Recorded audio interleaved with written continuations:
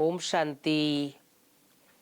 प्यारे भाइयों बहनों, आज प्यारे बाप दादा के अव्यक्त महावाक्य 26/1/1971 मुरली का हेडिंग है जिम्मेवारी उठाने से फायदे। तुम बच्चे हो, विश्व को परिवर्तन करने वाले, विश्व के आधार मूर्त, उद्धार करने वाले भी हो, साथ साथ विश्व के आगे उदाहरण बनने वाले भी हो।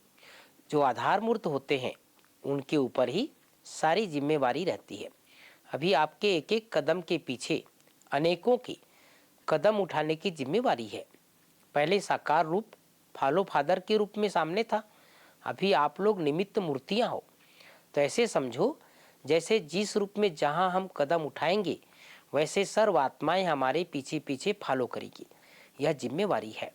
सर्व के आधार मूर्त बनने के कारण सर्व आत्माओं की भी आशीर्वाद मिलती है, तो फिर हल्कापन भी आ जाता है, मदद भी मिलती है, जिस कारण जिम्मेवारी हल्की हो जाती है।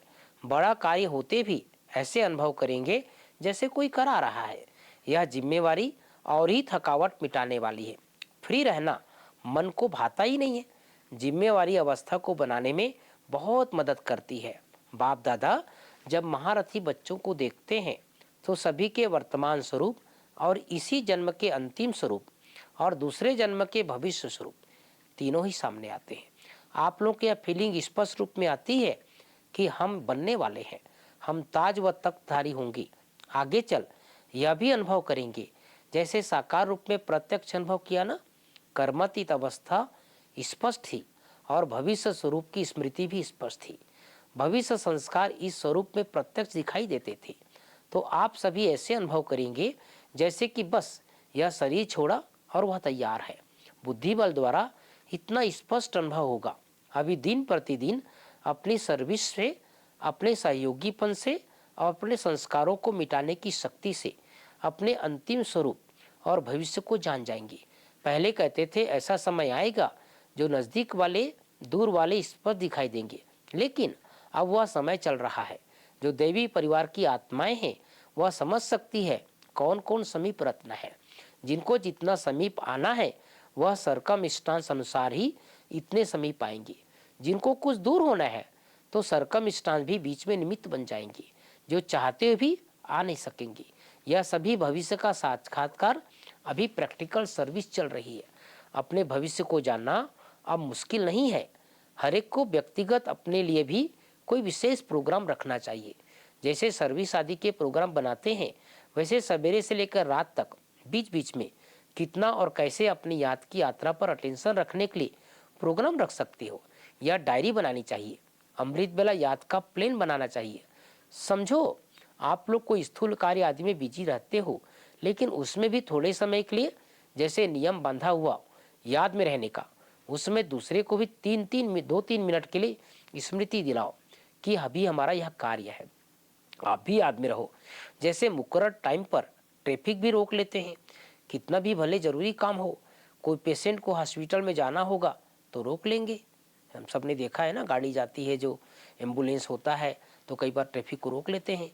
इस रीति जहाँ तक कर सको उतना अपना टाइम टेबल बनाते जाओ। तो और भी देखेंगे इन्हों का यह टाइम याद का मुकर्रर है तो औरों को भी आपको फॉलो करेंगे। कोई कार्य हो उनको आगे पीछे करके भी 2-4 मिनट का टाइम याद में रहने के लिए जरूर निकालो, तो उससे वायुमंडल में सारा प्रभाव रहेगा। सभी एक दो को फॉलो करेंगे, बुद्धि को रेस्ट भी मिलेगी और शक्ति भी भरेगी और वायुमंडल को सहयोग मिलेगा। फिर एक अनोखापन दिखाई पड़ेगा। जैसे कुछ समय आप एक दो को याद दिलाते थे, शिव बाबा याद है, वैसे ही जब देखते हो कोई व्यक्ति भाव में ज्यादा है तो उनको बिना कहे अपना अव्यक्ति शांत रूप ऐसा धारण करो जो वह भी इशारे से समझ जाए, तो फिर वातावरण कुछ अव्यक्त रहेगा। तुम्हारी अंतिम स्टेज है साक्षात्कार मूर्त। जैसा जैसा साक्षात्कार मूर्त बनेंगे वैसे ही साक्षात्कार मूर्त बनेंगे। साक्षात मूर्त, साक्षात्कार मूर्त। जब सभी साक्षात मूर्त बन जाएंगे तो संस्कार भी सभी के साक्षात मूर्त समान बन जाएंगे। अपने को निमित्त समझकर कदम उठाना है। जैसे आप लोगों से ईश्वरी स्नेह, श्रेष्ठ ज्ञान और श्रेष्ठ चरित्रों का साक्षात्कार होता है, वैसे अव्यक्त स्थिति का भी उतना ही स्पष्ट साक्षात्कार हो। ऐसा प्लेन बनाना है। बाबा ने कहा ऐसा प्लेन बनाना चाहिए जो कोई भी महसूस करे या तो चलता फिरता फरिश्ता है। जैसे साकार रूप में फरिश्तेपन का अनुभव किया ना, इतनी बड़ी जिम्मेवारी होते भी आकारी और निराकारी स्थिति का अनुभव कराते रहे। आप लोग का भी अंतिम स्टेज का स्वरूप स्पष्ट दिखाई देना चाहिए। कोई कितना भी अशांत व बेचैन घबराए हुआ आए, लेकिन आपकी एक दृष्टि, स्मृति और वृत्ति की शक्ति उनको बिल्कुल शांत कर दे। भल कितना भी कोई व्यक्त भाव में हो, लेकिन आप लोग के सामने आते ही अव्यक्त स्थिति का अनुभव करे। आप लोग की दृष्टि किरणों जैसे कार्य करे। अभी तक के रिजल्ट में मास्टर सूर्य के समान नॉलेज की लाइट देने के कर्तव्य में सफल हुए हो, लेकिन किरणों की माइट से हर एक आत्मा के संस्कार रूपी कीटाणु को नाश करने का कर्तव्य करना है। लाइट देने में पास हो, माइट देने का कर्तव्य रहा हुआ है। बाप दादा के पास 4 लिस्ट है। अब 4 लिस्ट क्या है बाबा ने सुनाया। पहला सर्विसेबल, दूसरा सेंसिबल, तीसरा सक्सेसफुल और चौथा वैल्यूबल। सक्सेसफुल भी सब नहीं होते हैं, वैल्यूबल भी सब नहीं होते हैं। कोई अपने गुणों से, चरित्रों से वैल्यूबल बन जाते हैं, लेकिन सर्विस के प्लानिंग में सक्सेस नहीं होते हैं। हर एक अपने चार्ट को जान सकते हैं, देखना है हमारा किस लिस्ट में नाम होगा। कोई कोई का 4 में नाम है, कोई कोई का 2 में, कोई का 3 में और कोई का 1 में है। वैल्यूबल का मुख्य गुण यह होता है जो उसको स्वयं भी अपना समय की, संकल्प की और सर्विस के वैल्यू होती है। इसलिए उनके संकल्प शब्द व उस द्वारा जो सर्विस होती है उनकी भी और भी वैल्यू रखते हैं। वह ड्रामा अनुसार उनकी वैल्यू हो जाती है। सभी उनको वैल्यूबल की दृष्टि से देखते हैं। सर्विसेबल फर्स्ट है या सेंसिबल फर्स्ट है, दोनों की अपनी अपनी विशेषता है। सेंसिबल की प्लानिंग बुद्धि ज़्यादा होगी, लेकिन प्रैक्टिकल में लाने की विशेषता कम होती है। और सर्विसेबल जो होता है वह प्लानिंग कम करता है, लेकिन प्रैक्टिकल में आने का उसमें विशेष गुण होता है। कोई में सेंस होता है और सर्विसेबल का गुण भी होता है। इस स्थापना के कर्तव्य में दोनों ही आवश्यक है। उनका संकल्प प्लेन जो चलता है उससे भविष्य बनता है, उनका कर्म से बनता है, अधिक इसका प्रभाव रहता है और सफलता मूर्त का फिर अव्यक्त स्थिति के आधार पर परिणाम निकलता है। कोई कोई का प्लेन भी चलता है, प्रैक्टिकल भी करते हैं, लेकिन सफलता कम होती है। सर्विसेबल जो हो सकते हैं, लेकिन सफलता मूर्त सभी नहीं हो सकते। कोई को ड्रामा अनुसार जैसे सफलता का वरदान प्राप्त है, उन्हों को मेहनत कम करनी पड़ती है, सहज ही सफलता मिल जाती है। यह ड्रामा में हर एक का अपना पार्ट है। अच्छा, टीचर्स तो है ही टीचर्स।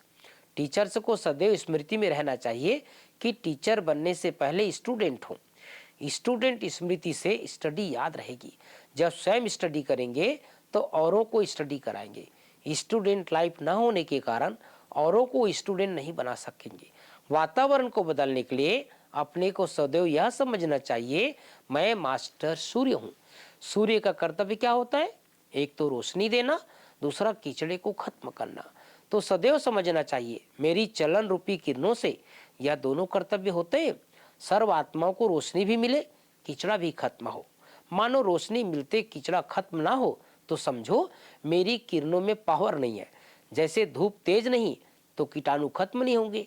मेरे में पावर कम तो मान ज्ञान रोशनी देगा, परंतु पुराने संस्कारों रूपी कीटाणु खत्म नहीं होंगे।